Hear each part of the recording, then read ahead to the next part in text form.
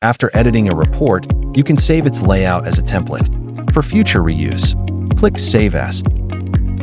Select Save Current Page as Template. Click Confirm. Access Save Templates under Templates in the Page Management section. To insert a custom cover page into your report, create a new blank page. Clear existing content and design the layout, like insert logos.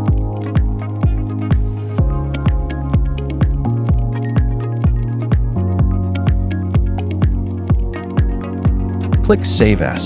Select Save Current Page as Cover. View Saved Cover Pages under Cover Pages in Page Management.